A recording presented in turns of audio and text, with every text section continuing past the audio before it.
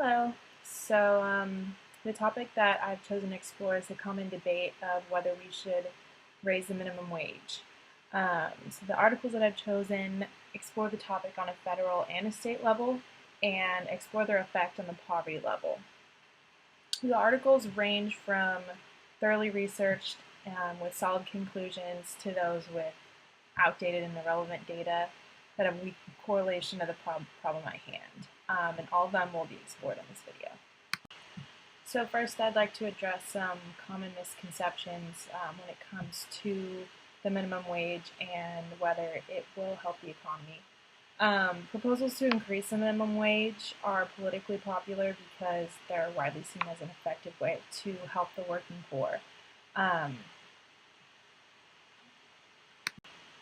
The idea seems simple enough to most people. You pay people more and they have more purchasing power and pumps more money into the economy. One article that I got from Random Links, written by Paul Rosenberg, says that the Economic Roundtable estimated that raising the minimum wage to $15 would generate an added $9 billion of total spending with housing, medical, financial, food, and insurance industries all benefiting, and it would save the government $313 million a year by lifting workers out of poverty and reducing their dependence on the state. Now that is at a state level, but the results can be proven to not be explored at a large enough length on a number of different levels. The article that I mentioned by Paul Rosenberg says that while economists long assumed that raising the minimum wage was counterproductive, producing job losses and higher prices that hurt the economy overall, a 1992 study found no such job loss effects. Now, this article was written in 2015, and the only real data that they are basing their conclusions on is from 1992, and it doesn't have any sort of graphs or empirical data in it, which pretty much proves that it's an overly simplified fallacy, a kind of a blanket statement that isn't really explored well enough. It says that raising the income floor can generate increased economic activity, producing increased demand, which in turn drives new employment. That's grossly oversimplified, and I will explore why in the next few articles. So the next piece of valuable information that I pulled from these articles was from a peer-reviewed article written in 2013 titled Effects on the Minimum Wage, Theory, Evidence, and Future Challenges. This article fails to provide a real stance on the issue, but was valuable because it brings to light the fact that the current dominant opinion in economics was based on a study done in 1977 by the Minimum Wage Study Commission, and it shows that this opinion, which actually costed $17 million, needs a fresh new look. And the reason is that the report says that any employment effects of minimum wage were small and almost exclusively limited to teenagers and any younger workers.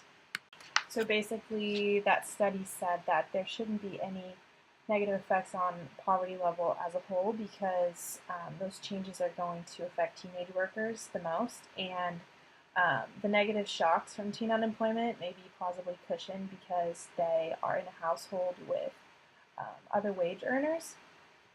So as long as the other wage earners in the household retain employment and earn income, then that blow is going to be cushioned for the economy.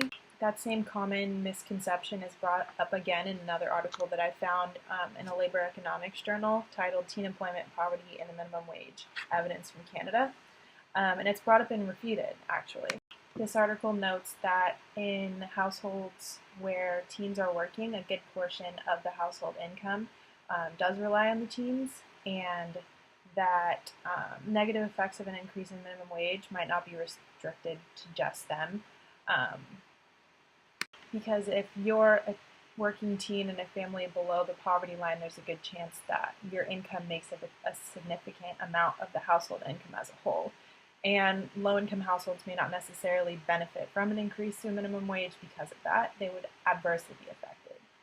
So the next two articles were the most solid, thoroughly researched articles that I pulled. They were significantly longer than the other ones, chock full of graphs, solid numerical evidence, and irrefutable conclusions. They also contained alternative solutions to the problem at hand, which I will discuss at the end. But the first one, both of them were written in 2010. The first one is Minimum Wages and Poverty. Will a $9.50 federal minimum wage really help the working poor?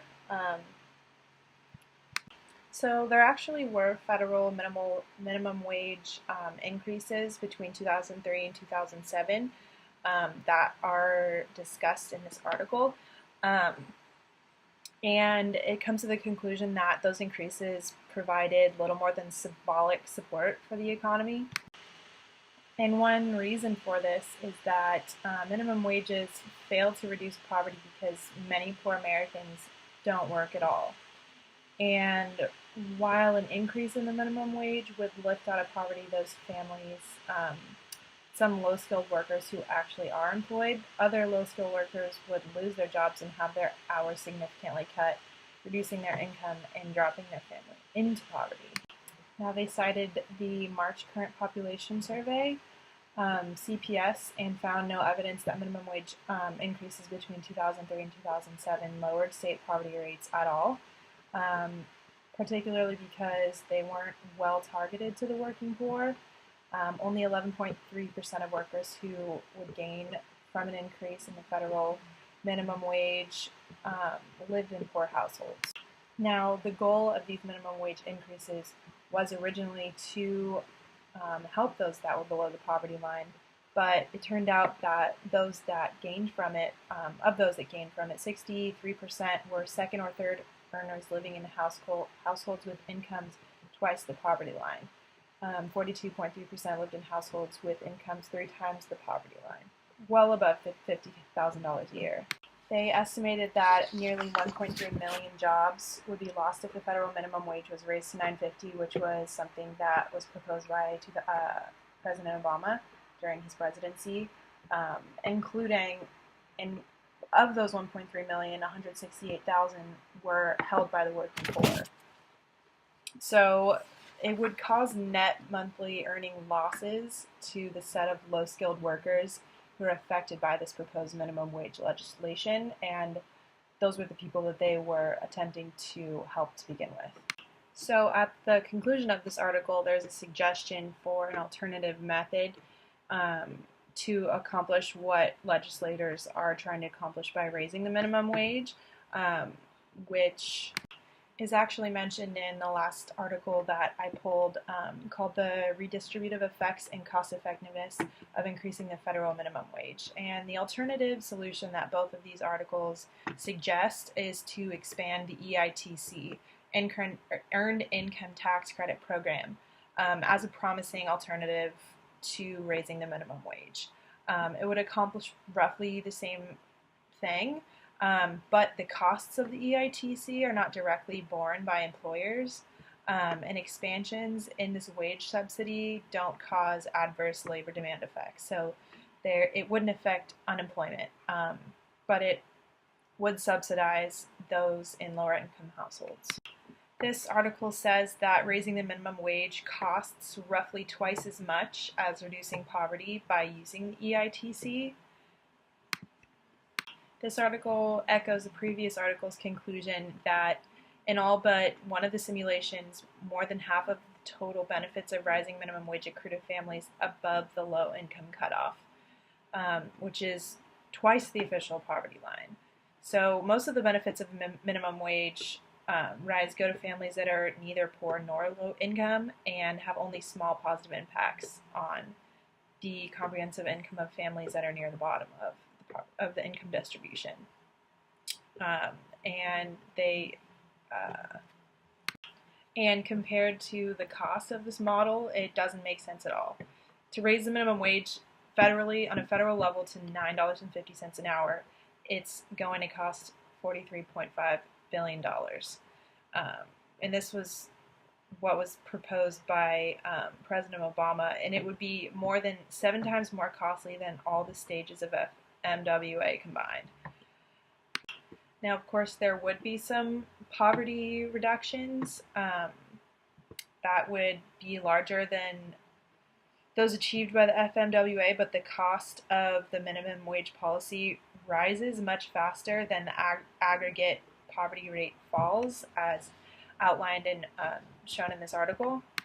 Now, those that want to raise the minimum wage to help those in a lower income bracket obviously have pure intentions, but there's a substantial more amount of data and research done that shows that working families and the nation as a whole would be better off if the nominal minimum wage is held constant and if the EITC is increased to accomplish the same policy objective.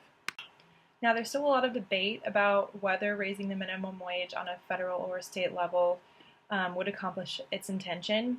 And the $9.50 federal rate that was proposed by Obama never did come to fruition, but we can see evidence where a similar policy was accomplished on a smaller scale. I pulled a popular press article from New York Times that brought to light a study done by University of Washington on the massive minimum wage increase in Seattle and its effects, which were that there was a significant reduction in the working hours of low-income earners. So, in conclusion, wages rose about 3%, but the number of hours worked by those in low-wage jobs dropped about 9%, which is a sizable loss that led to a net loss in earnings on average, which is something that we should keep in mind should the raising the minimum wage on a federal level come up as a debate again in legislation. So in conclusion, on the surface, paying workers more money sounds simple enough, a quick fix, a method to help those in lower income brackets, which is the desired intention. But as shown in the much stronger research that's out there, just a taste of which I was able to find, there's a number of reasons why this theory would not have the desired effect that it was trying to accomplish. And that's all. Thank you so much.